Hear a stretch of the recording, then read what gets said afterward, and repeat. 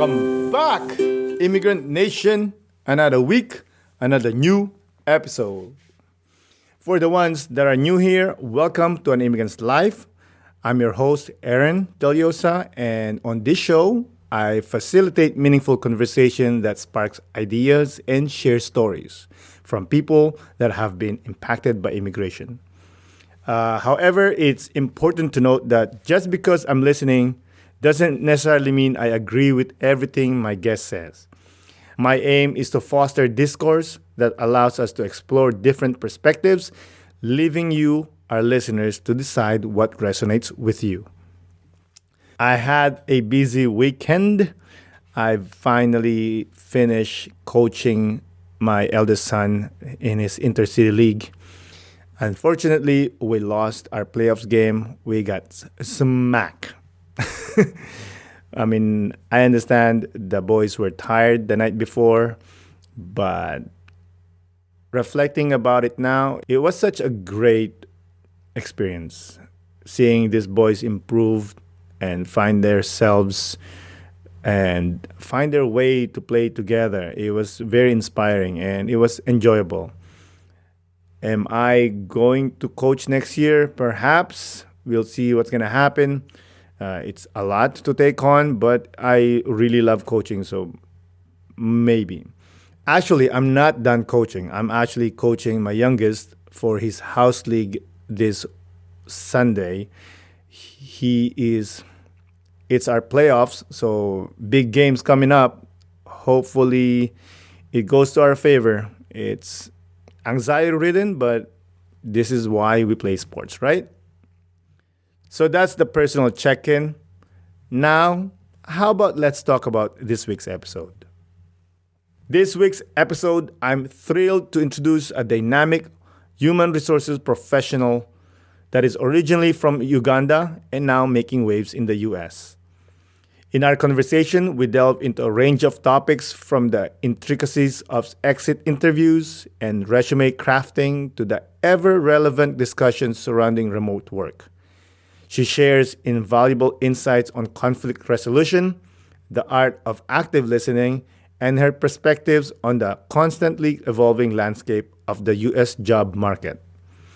So settle in and join us as we explore the multifaceted world of HR, career development, and the power of embracing diversity in the workplace.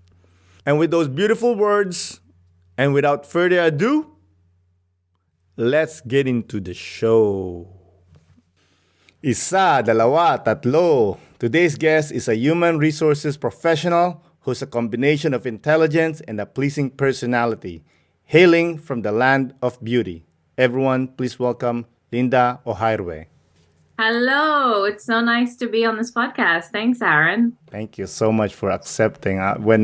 Anyways, before we move on, if you want to promote anything, go ahead. Sure, yeah. So you can follow me at HR by Linda, where I talk about all things work related and give tips and advice. And yeah, it's a good time over there. Yo, by the way, do you write your lines or your script? I mean, I just talk. Yeah, I do research and then I just talk, and depends on how I'm feeling. Sometimes I do prepare a script. Sometimes I just record, That's amazing, man. And by the way, you're so prolific. Thank you. That's really nice of you to say. I appreciate that. It's true. I mean, you put out this information all the time. I'm absorbing the first one. Give me 5 seconds. I'm trying to keep everyone informed. No, it's awesome, man, for sure. By the way, I love that post that you did, I think 2 days ago. So I'm going to open with that. Tell me about yourself. Oh, yes. That's a great one because I talk a lot about it on my Instagram. So yeah, thanks for asking, Aaron. So my name is Linda, she, her pronouns. I'm originally from Uganda, first generation immigrant in the United States. I have a strong HR generalist background. I've been in HR my whole life. I studied HR. I've always been a people person. In high school, I've always held leadership positions and always been a people person, and worked in various sectors in HR. I worked at the UN. I worked at a bank. I worked at Deloitte. So I've really kind of navigated the HR space pretty well, I would say, and kind of found my niche and recently started posting on Instagram just to spread awareness, help people. And yeah, I feel like it's been a good journey for me, and I'm excited for the future as well. Excellent. Yeah, for sure, man. Like you helped so much. There are things that you say, I'm like, that I didn't even think about, you know? Exactly. Did you move to the US or were you born in the US?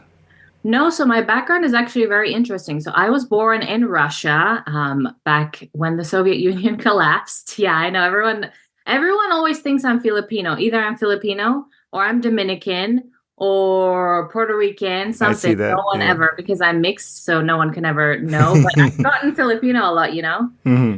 But I was born in Russia, and my mom is actually from Kazakhstan, and my dad is from Uganda, and they're both pharmacists. And my dad was studying back in the Soviet Union. He learned Russian. He did his pharmacy education in Ukraine and Russia, and then I was born, and then we moved to Uganda. So I grew up in Uganda, and then recently, well, not recently, like over 10 years ago, I moved to the U.S.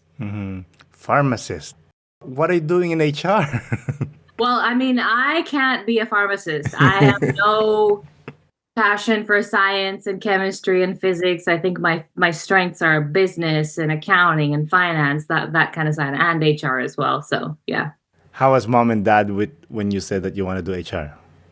they were always supportive. I think they always knew that I was a strong individual from early on. I have a younger brother now who is starting to go to college, and very different personality from me. I was always self-driven and I knew what I wanted to do. So my parents never really had to do anything other than feed me and take me to school. Otherwise, I was always like, studying, getting good grades, and like I knew where I wanted to go to school. They really just were there, as supportive people, which I really appreciate. I think they always supported me in whatever I wanted to do. I love that. Make sure you don't die, you know? Exactly. That you have kids now, right? You always have to keep them away from dangerous things. Uh, the eldest one reminds me of you.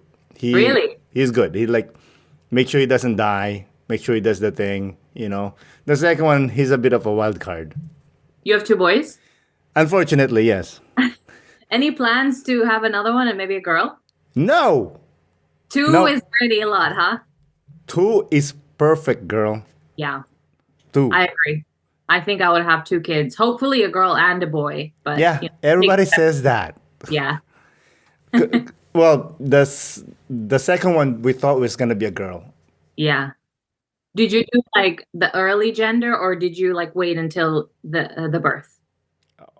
Early gender. I don't like, bro. I don't play that game, man. Like, yo, No I got no. surprises. And don't ask me about that. What do you call those things that people do now? The The gender gender reveal? reveal. Ay, ay, ay.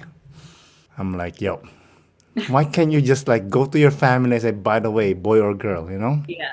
Yeah. It's too much nowadays. Yeah. They make it like crazy. And I'm like, just tell people and like celebrate. It doesn't have to be something insane. But Yeah, I think that they're not making it about the baby. It's more for them, you know, exactly. which is Yeah. whatever. But yeah. So, anyways, you open up your said your pronouns Yes. as an HR practitioner. How do you accommodate that to support individuals who identify they or them or whatever pronouns they use now? Yeah. I think it's been a very gradual accommodation in the HR space. I think older generations, boomers who are kind of retiring now, and younger people getting into the workforce, I think they've been a lot more receptive. I have worked with people that are older than me, and we've had people that identify as they them, or specifically always are reminding people about their pronouns. And sometimes they would catch themselves, like, it's also a human thing, it's not anything intentional sometimes. I would, like, my previous supervisor who I worked with, who was a really good friend, she would always misgender one of our team members. And I think just constantly trying to remind them, like, these are their pronouns, not in a very mean way, just to say, you work in HR, you should try your best to make sure that you're gendering, the staff correctly, because it's not a good look for us if we don't know how to, gender people. And but I think it's been a slow thing, and I think yeah, definitely still more work needs to be done, but I think it's been good. What if there's someone that refuses to do the gender thing? What do you mean? Like You know, refuse to call like someone? I don't want to call you they them whatever you feel like right now. It's he or she. That's it. That's a really good question. I don't think I've ever had that question. That would be an issue because then I think we don't even have policies in any handbooks to say that. So I think that would also be a new area for us in HR because that would be a hostile work environment. You're making your team members feel unsafe and not, physical, psychological safety is really important in the workplace. So I think I would definitely need to have a conversation with that employee to say, this is the gender that this person wants to be identified as. You have to respect that. This is a professional work environment. So yeah, and if it continues on, then I think that would definitely be something that would be escalated, potentially even to termination. I think we would have to have, backups and documentations. But if it is something that they're doing intentionally and making so that they're making the other person feel uncomfortable, then that is a hostile work environment. That is a form of harassment, and that is a form of termination. So I think if it happens a lot, things have to happen. Okay, devil's advocate. What if that guy doesn't mean on any harm or anything? He just, he's just old school that like, hey, I'm not disrespecting you or anything, but you're he, they, or whatever you are. You know what I mean? Like he's being respectful, but he just refused to use those pronouns. Yeah, so at that point, I think, especially if it's like an older employee, we would potentially put them through some kind of training, some kind of course that talks about, being welcome, the progressive nature of the workforce, respecting people's pronouns, inclusivity. There's so many trainings right now that you could put your employees through because at the end of the day, it's a workplace. We all have to be accommodating. We all have to be respectful of one another. And if someone is requesting to be gendered a certain way, you have to do that because it's like me saying, your name is Aaron, but I'm going to call you Adam because I don't feel like Aaron is a thing that I can say. It's something similar like that. So we would have to put you through training to say Aaron is Aaron. You can't call him Adam because you want him to have a more American name or something that's easier for you to say or something that you don't agree with. That's a you problem, so then you have to be put through training to make sure that you can come around to accepting that this person's name is Aaron and this person's pronouns are she, her. Because at the end of the day, if the employees, are unhappy, it is a form of harassment, I think. And yeah, so we want to make sure that everyone feels welcome and included in the workplace. For sure. Have you spoken to your dad about they, them pronouns? Yes, my parents are, especially I find with like immigrant parents, like they don't really understand it. Like they're just like, okay, because I do have a cousin who identifies as they, them. And for the beginning, they were like, what? They didn't really understand. And they were like, I don't know. And they constantly misgender them. And I'm like, you're going to make this person like hate you because you're not even trying. So I think that's definitely difficult. I know, like, especially in Uganda, which is a country that has a lot of issues, like being gay there is illegal. So they're definitely going to misgender you. They don't care, So I think in the US, there's a lot of cushioning and a lot of protection for people. But in Uganda, no one cares. You'll go to jail at the end of the day, So it's two very different worlds. How do you find the balance then? I mean, when I'm in Uganda,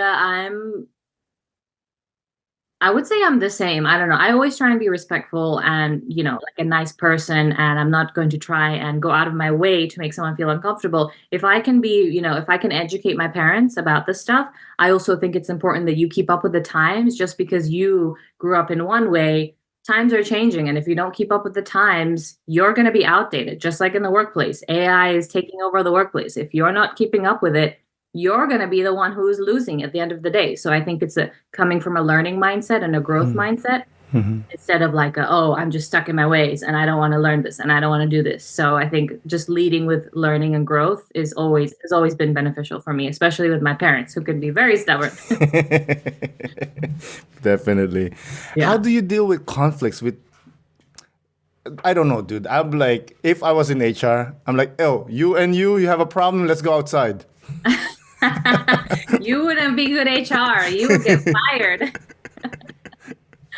Yeah, I think conflict is something that I've dealt with a lot. It happens so much, I think, especially with people who have different personalities, people who have stronger personalities, people who, it just comes up all the time. And I feel like I'm always dealing with some kind of conflict. So for me, I think one good thing that I really find helps me is I'm a really good listener. I really prefer to kind of listen and ask questions. I don't really like to talk about myself, but I find that helps with people because they feel like they can confide in me. They feel like they can trust me. And, HR has this bad rep of like, you're going to protect the company and you're just going to go and tell everyone or tell the CEO or whatever, like this employee is problematic. That would never be me. I want to make sure things are kept confidential, and trust is really important to me. And, building trust with my employees is really important to me. So when I deal with conflict, it's the same way. I try to get to know people, understand where they're coming from, listen to them, ask them all the questions, and just like coming from a no judgment zone.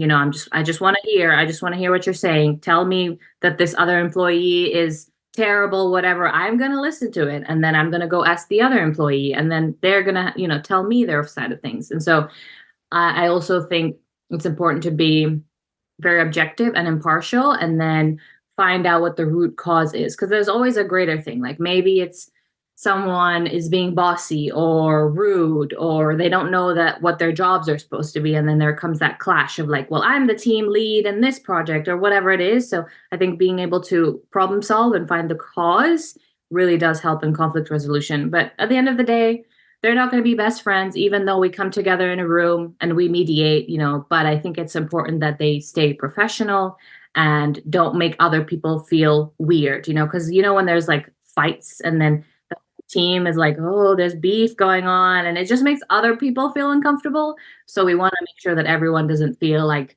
weird in the workplace. And yeah, they don't have to be best friends, but they have to keep things professional at the end of the day. Yeah, for sure. I know you're big in active listening. Where did you learn that, and why do you think it's so important? Yeah, I've always been a really good listener. I don't know. I think my fiance is not is he has to have he's learning how to be a good listener, because sometimes I come home and I had a long day, terrible day, and I just want to be listened to and heard. And he's an engineer, and so he's always trying to problem solve. He's like, "Well, let's do this. Did you try this?" And I'm like, no, I just want to talk to you and I want you to listen. So I think it's very much like a personality trait, but I also think it's something that you can learn. I think just taking a step back, asking questions, not thinking about yourself in that moment, and really focusing on that person that's listening to you, taking cues. I think it's really important. And working in HR, but also in building relationships, I think it's been very beneficial in my career, because I think that's been something that's been a strong suit for me and has helped me go a long way. Yeah. I think I'm a good listener sometimes, but You most should of be for a podcast person. yeah, I do okay, I guess. But sometimes like I'm like your I think it's a man thing that like, oh, there's a problem, let's fix it. Yes. And I'm not being sexist or anything. It's just that's how we are. Like Yeah. 1 + 1 = 2. Let's move on. Like women Yeah, are more sophisticated. You guys are smarter. 1 + 1 = 2. Why 2? And exactly. we'll be like, dude, bro, I just want to drink beer. Leave me alone. Yeah, yeah. But yeah, I went to therapy a few years ago, and what helped me with that was my therapist told me if somebody's talking to you about their problems or whatnot, ask them, what do you want me to do? Do you want me to be a listener, or do you want me to give you advice? And that really helped me a lot. Yeah. And how has therapy been for you? I know it gets a lot of stigma in, third world or other countries other than the US. So I'm happy to hear that you are doing therapy. How would your parents feel if you told them that you're doing therapy? Would you think that they would be like, why? You can solve your own problems. They're the reason why I'm in therapy. No, they're okay with it. It took a while, a little bit, Yeah. especially with my dad. Dad's old He's old. school. Yeah. Be a man. Push those feelings down till you die. Right. But yeah, it's been okay. It was hard at the beginning. Like, yo, first I didn't want to say it. I felt ashamed a little bit. Mm. But then I started talking about it to my mom, and my mom's like, "Oh yeah, me too." Like, she didn't go to therapy, but like, "Oh, I'm going through those things too." Yeah. And I went through those things. So I'm like, "Why didn't you say anything?" Right. You Do you have know? a difficult relationship with your parents? No, great, great, great Yeah. relationship. Yeah. When I was young with my dad, it was a little bit difficult. But with my mom, well, I grew up without my mom. I talk about this ad nauseum, but you know what? This is my podcast. I'm going to talk about it. She used to work in Hong Kong. I was in the Philippines, and for I think it was like from I believe I was 9 or 8. She will go to Hong Kong for work for 2 years, come back for a month, and go Mm, back and forth and back and forth mm, until we moved to Canada, which I was 2021. That's the mm, first time I had the time with her. mm. You moved with your mom to Canada? She moved first, and then we follow after. Okay. And your dad? The same. He moved with us, but I didn't grow up with him. He was sex, drugs, and rock and roll. Really? So are your parents together? Yeah, they're together. Unfortunately, they're still together. Yeah. They also have that stigma of like, we just have to make marriage work. Like, divorce is not really an option, right? Yeah, Yeah. exactly. How about your parents? Are they love each other or they're all right? I mean, I think they're just, I don't wouldn't say that they're like in love with each other, but I think they have a good partnership and they understand each other really well. Yeah, I think that's important because I think we have this idea of like if you're in a marriage, you have to love each other all the time. Like, bro, I got no time. Yeah. Are you married? I say I am, but I'm like we're not officially married, but in my head like I'm not leaving her. She's not leaving me.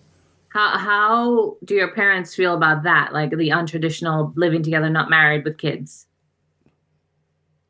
They didn't have I don't nothing actually. Yeah. We never talk about it.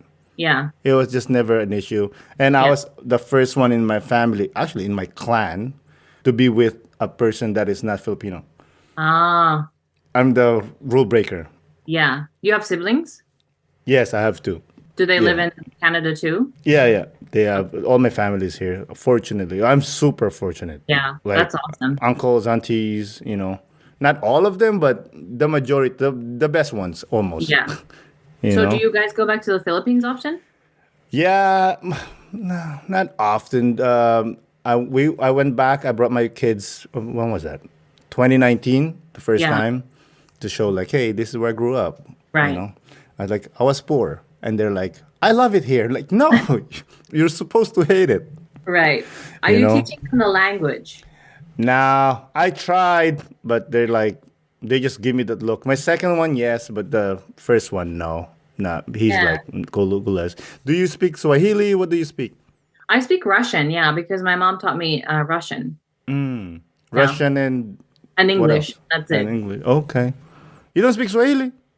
I mean, no, I can understand a little bit, but the national language is English in Uganda. Everyone speaks English. I'm not sure if it's the same in the Philippines. Yeah, very much. Yeah. I mean, national language is Filipino, but everyone can speak English or at least understands it. Right, right, That's why foreigners loves the Philippines. right. True. Because it's so easy to communicate. Really. Yeah. I was gonna ask you in Canada, when an immigrant is moving and looking for a job, they have this thing called Canadian experience. Mm-hmm. Is there the same thing in America? Tell me what Canadian experience is. It's like it doesn't matter if you're like the number one surgeon in Uganda. If you've never worked in Canada, they kind of like don't care. Hmm.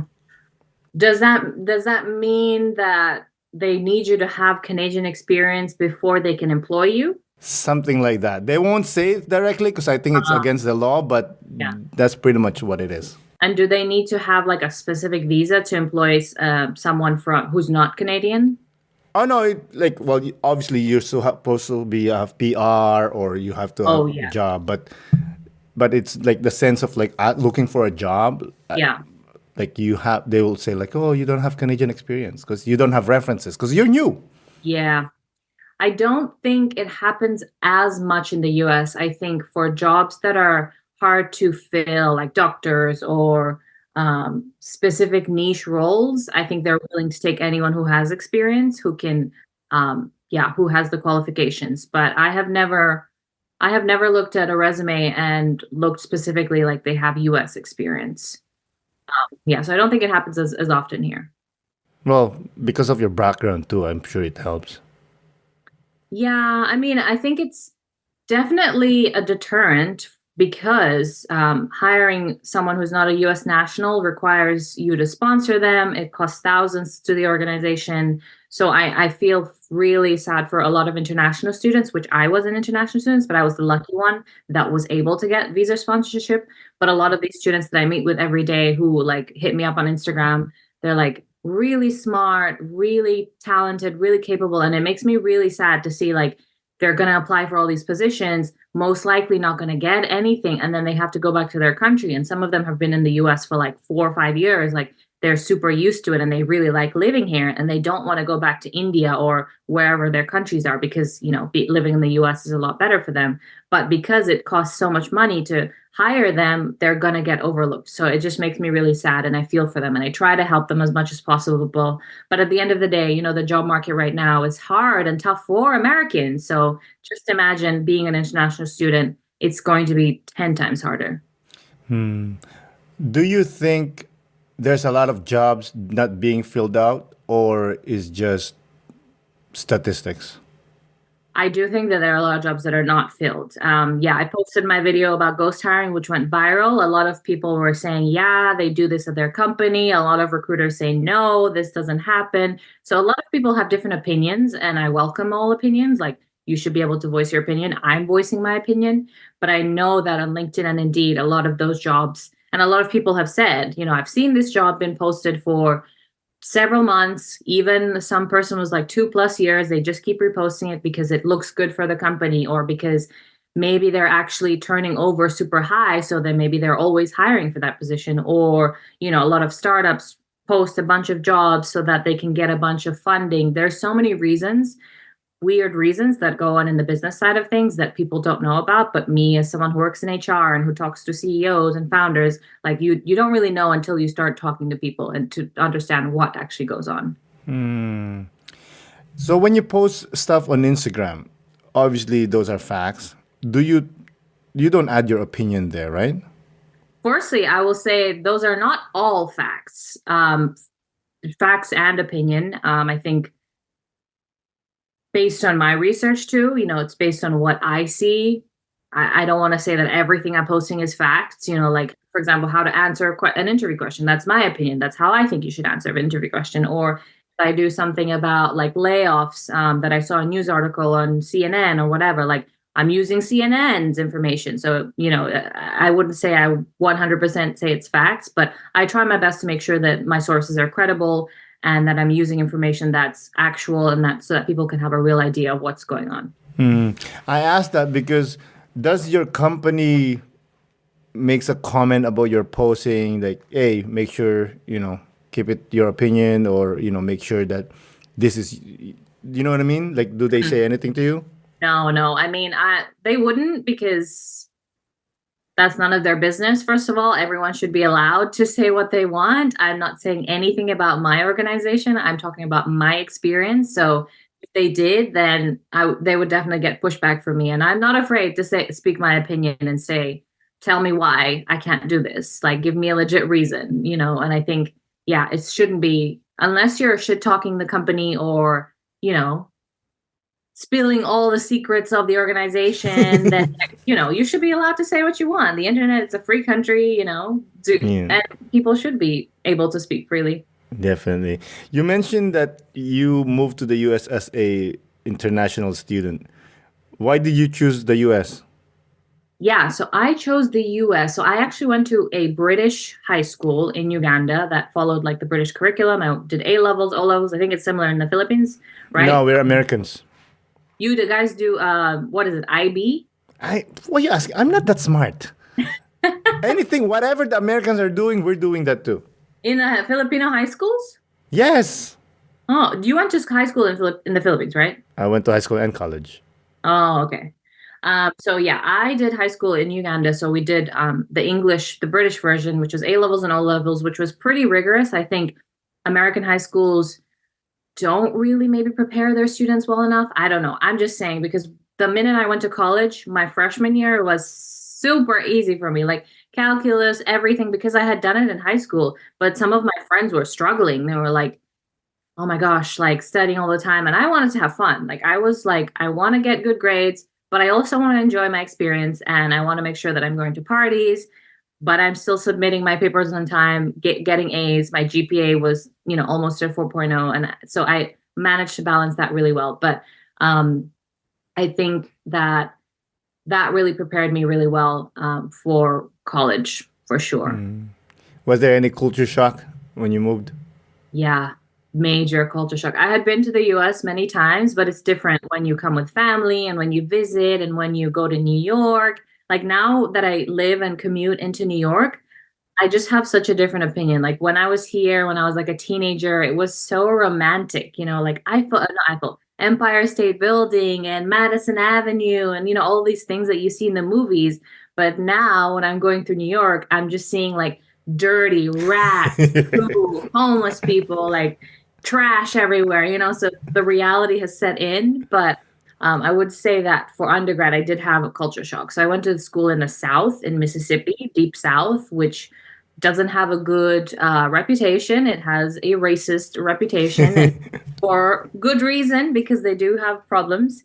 But I think everyone was really welcoming. And if they were racist, they weren't racist to my face. They maybe were racist to behind closed doors, but I felt very welcome. And everyone was always curious about my background. And they always asked me questions, silly questions sometimes, but nonetheless, there were still questions. Yeah, real racist people are not like yelling at you. It's the one that behind closed doors. Exactly, exactly. Like people has this idea of like you're walking the street, hey, get rid of these immigrants or what. They don't do that, dude. Yeah, yeah. No, 100%. They'll go and they'll be nice to you, but then they'll say such terrible things behind your back and you would never know, but it happens. It does happen. Oh yeah, or something like, oh, you live in Uganda. I heard it's a beautiful country, and I believe you guys live in huts. Is that why you have your background as a hut? No, because I do like every guest. I look for a wallpaper that where they're from. So What is that's that even? I was going to ask you. it's from I don't I, it's from Uganda apparently. So What is it though? I don't know. Okay, I type in Uganda wallpaper. That's what show up. That's so funny. I don't think I've ever seen anything like that. It might be like a village somewhere. I don't know. Okay, I don't know. There's a black guy, so most likely he's from Uganda. No, so yeah. Anyways, what was I saying? Ah, I forgot what I was gonna say. Racist behind closed doors. Yeah, they're just they're racist, and they're not gonna be like in front of you. They're like I was saying, like they'll say something nice, and then they'll say something atrocious, like, "Oh, you have pet monkeys." You know what I'm saying? Yeah, exactly. You Yeah. had those? Yeah, I had questions. People would ask me, like, how close was I to the lions, which is a fair question. I think people who have never heard of Uganda, they don't know that, like, it's a city. Like, we have it's just a normal city, but we also have people that live in the villages and we have people that are poor, but we have normal people who go to work, who have cars, who are rich, who are poor, but they don't think about that. They just think like Africa. Maybe they're like with lions and like sleeping with elephants and like, Sleeping with so, elephants. First of all, that's not possible. You're gonna die. right, exactly. Like, I don't know how they think we survive. Like every day it's this fight to the death with the lion to get to work. I don't understand. But yeah, but I never make people feel bad for asking questions because I want to educate them. I don't want them to feel stupid. Like you should know because why should they know? They maybe would never meet anyone from Uganda. Like, how would they know unless I'm educating them and telling them? So I never made people feel bad about their questions. I love that perspective. Yes, like they don't know. How many information that's coming at you now. You Yeah. don't have time to know everything. Yeah, information overload. That's why I sometimes don't want to scroll on Instagram or TikTok because it's like every time it's just too much. And I'm like, it just goes over my head sometimes. It's just too much information. Speaking of information overload, when you're stressed, what do you do for fun to alleviate stress? What do I do for fun? I like to sleep, honestly. I'm a big sleeper. Like, I would just go to bed and sleep off my stress. I like to cook a lot as well. I like to make different dishes.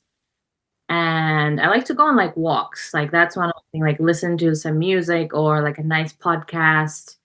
But mostly sleep. I used to sleep way too much. Like after lunch, take a nap, like mid morning, take a nap, and then I'll go to bed at like 9 and wake up at like 9. I had maybe some issues with oversleeping.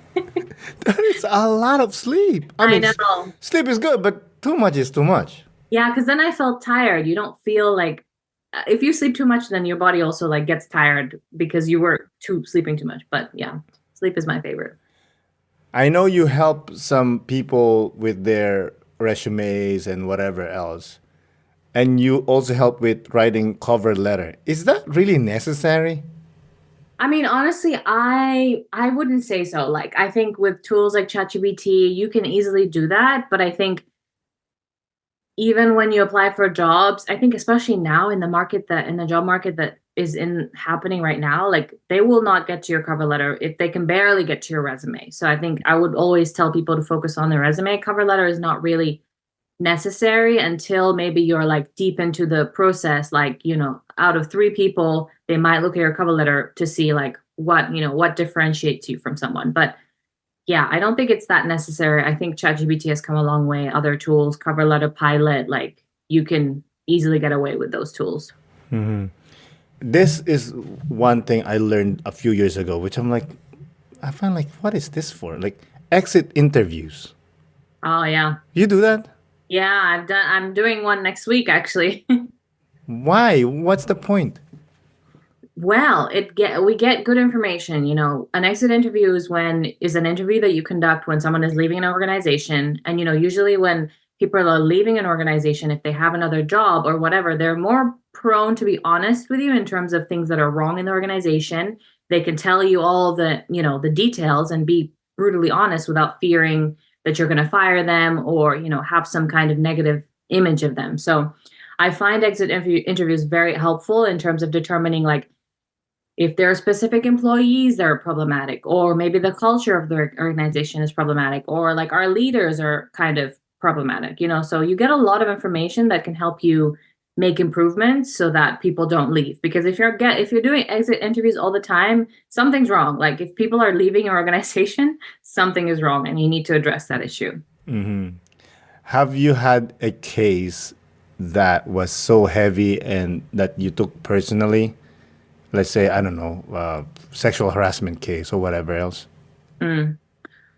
No, thankfully, we haven't had that. Just a lot of employee conflicts, a lot of different personalities, but never something as serious. And I hope I don't have to deal with that because that's a big one. I think I have to bring in lawyers into that kind of situation because I'm no lawyer. I work in HR. I know a little bit of employment law, but definitely would need to hire some lawyers for that. Do you help immigrants to write their resumes as well? Yes, I do. So I work with a lot of international students. By immigrants, you mean just like people who are not from the US, right? Yeah. Yeah. Yeah, lots of international students. But the thing is that I find is their resumes are like already pretty good. And, there's only so much that a resume can do if the job market is not good, or if you're an international student. Like I said, employers are not going to want to hire you already from the beginning. So I always just say, I'm going to look at your resume. I'm going to give you some suggestions and improvements, but like, I'm not going to give you the seal that's going to get you the job of your dreams, right? Like I'm only here to help you as much as possible. But I think sometimes they come into it thinking that Linda looks at my resume, I'm just going to get hired. Like it doesn't work that way. And I always try and focus and tell them, instead of trying to find a job, like find an internship or something that you can get your foot in the door, because that employment visa stuff can be expensive and no one's going to want to do it. I can tell you from my personal experience, we're not going to hire someone who needs visa sponsorship, unfortunately.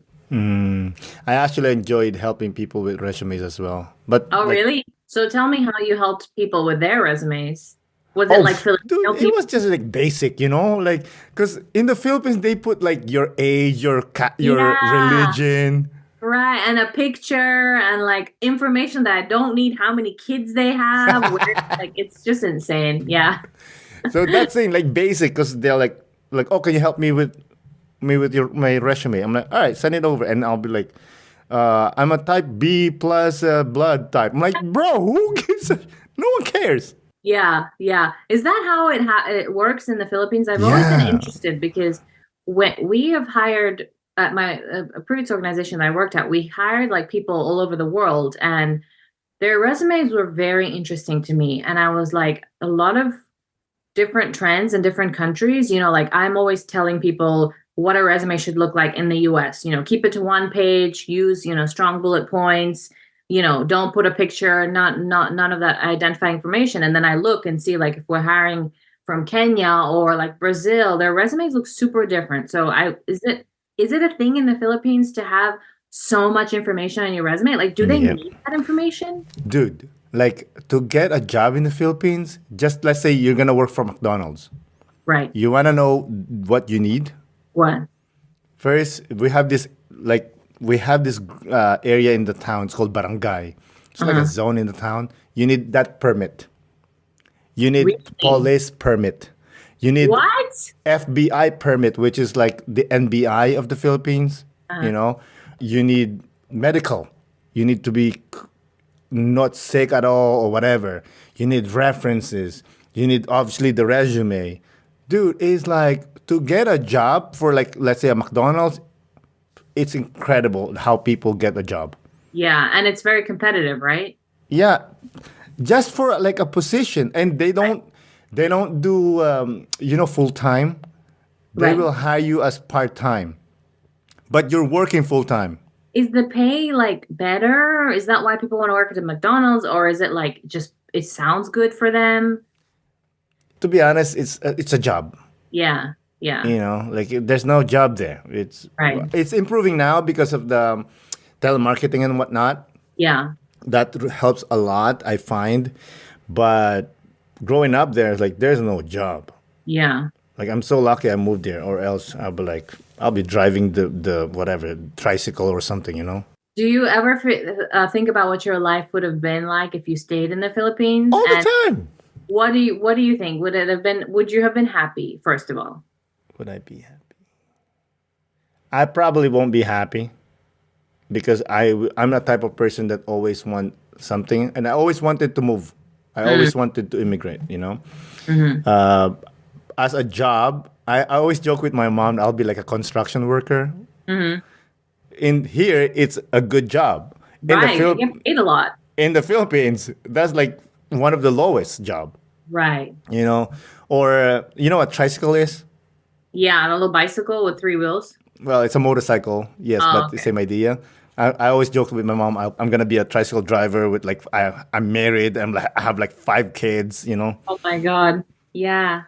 But seriously thinking, I would probably like one of those telemarketing people Mm, and probably do well because I like to think I'm smart sometimes. And I'm always been good in English, and that's a thing there. If right. you're good in English, you have a leg up. Yeah. Yeah. Because I was watching 90 Day Fiance, and one of the couples was from the Philippines. And yeah, their English, I'm trying to think, like a lot of them spoke English. And like I guess a lot of the women there are like trying to date old white men and try and like move to the US or UK or whatever, like try and escape because they always come from like a really poor town in the Philippines that they don't have like a bathroom. And when they come and visit, the American guy is like shocked at the level of poverty. So yeah, I'm just always thinking about how people are trying to like leave, their condition. Yeah. Well, Yeah. it's a poor country. And going back to what you said about like women trying to hook up with like white old men, Yeah. because those white old men are losers here, right? Like no one's Yeah. dating them. Exactly. And they get like a beautiful Filipino woman and they feel like they're on top of the world. Yeah, but to be honest, that woman doesn't necessarily loves them. Yeah, but hear me out. I think it's a win-win situation because they each of them have their own agenda, right? This old American guy wants a beautiful woman. The Filipino person wants to leave the Philippines. So it's like they both benefit in both ways. Now, is it right? Maybe not, but it's acceptable in my opinion. Hey, dude, secure the bag. That's what I say, you know? Right. I never judge them. I never like, hey, you gotta do what you gotta do, dude. Exactly. Maybe when I was younger, I'm like, oh, don't do that, whatever. But as I got older, I'm like, secure the bag. Yeah. You Life know, is like, hard. Yeah. Especially like a lot of them have kids and stuff and they want to like have a better life for their children. I completely understand that. yeah, because most of them, like you said, have kids when they were like 16, 17, Right. right? Yeah. Because they're in love with this hot hottie from the village Right. that's just an idiot, you know? Exactly. That guy bounced because he womanized. Yeah. And now she's stuck and no education, nothing. Yeah. I mean, Exactly. hey, like I said, if you can get one, hey, good for you, man. Like, it's actually, I don't know if it's something I should be proud of. Probably not, but like every time I see like a couple like that, I'm like, hey, good for you, sister. You know what I Yeah. mean? Exactly. Yeah. I mean, good for you, but for the culture, probably not a good thing. Yeah. Yeah. What's the Filipino community like in Canada? Is there a big one?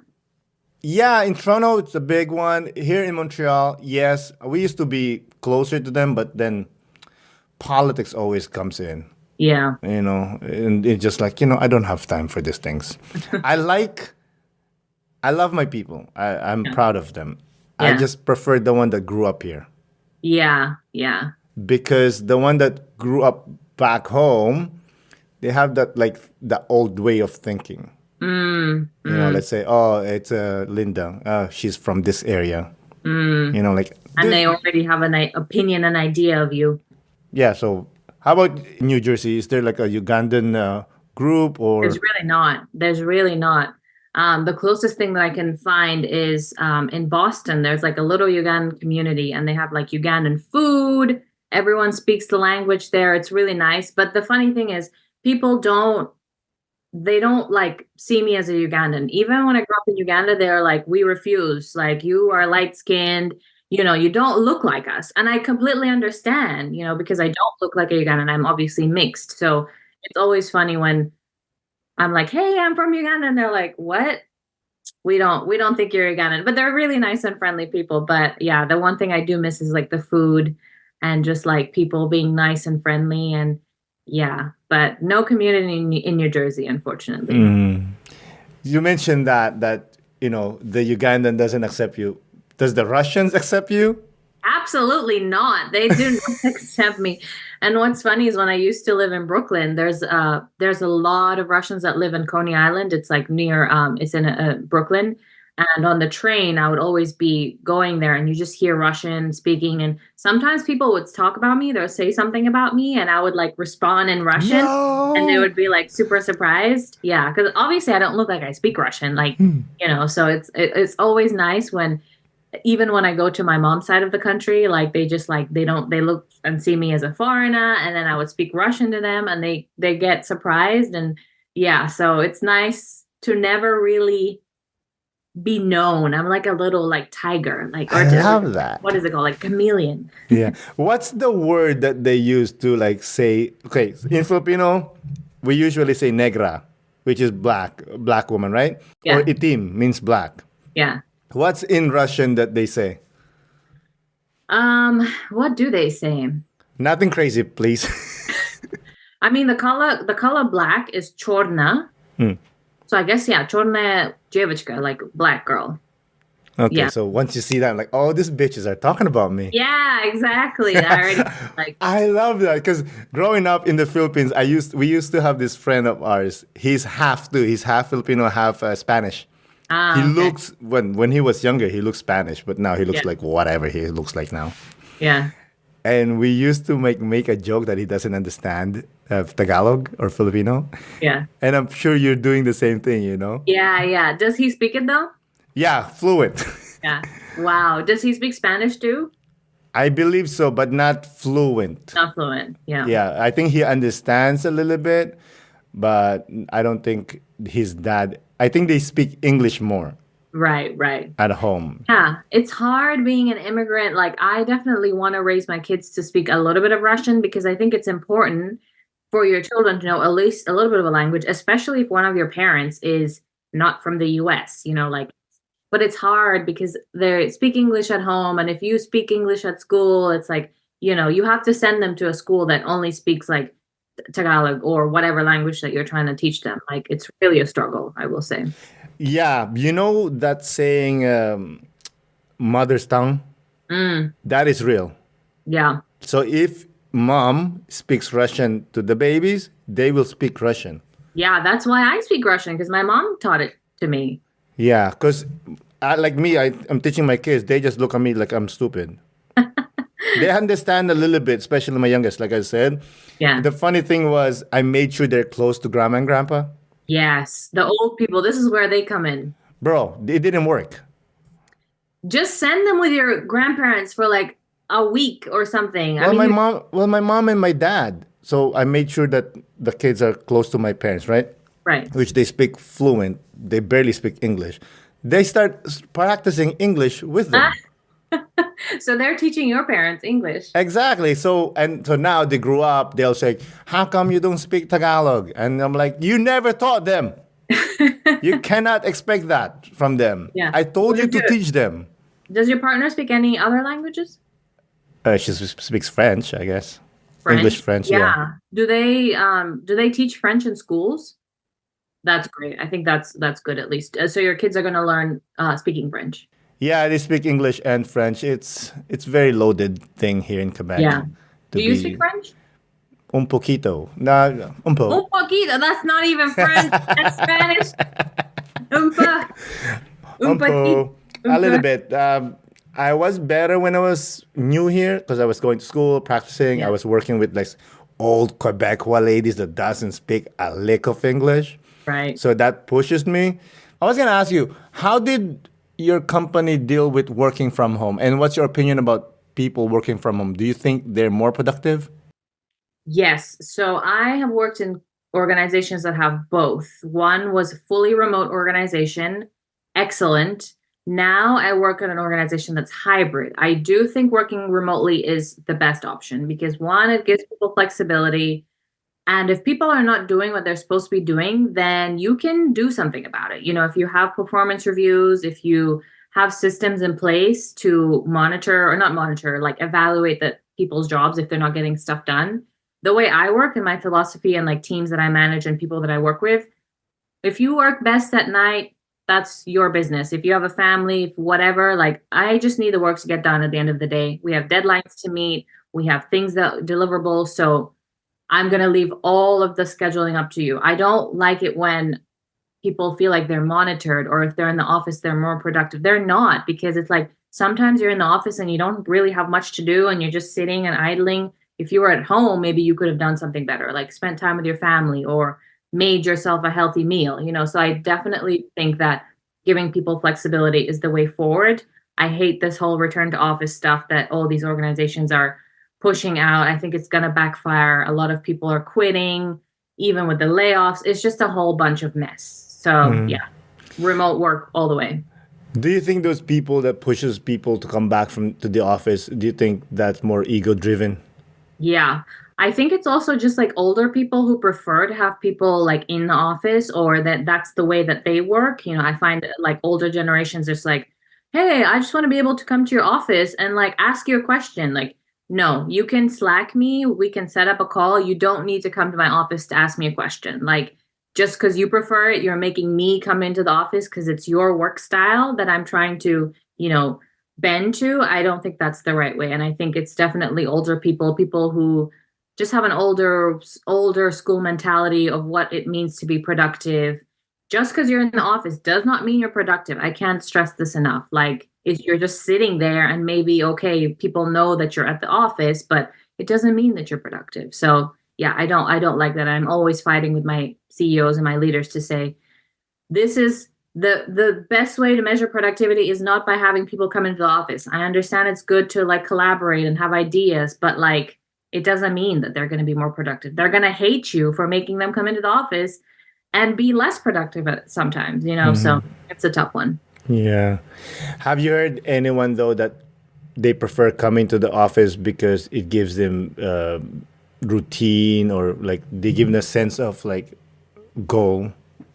Absolutely. I think there are people that do especially if they live in like a small house or have roommates. Like they need that sense of escape. And I think we should provide spaces for that, but it shouldn't be a requirement. Like if you want to come into the office and like you need a change of scenery or it's a routine that you've built, sure, we want to support that and that's great for you.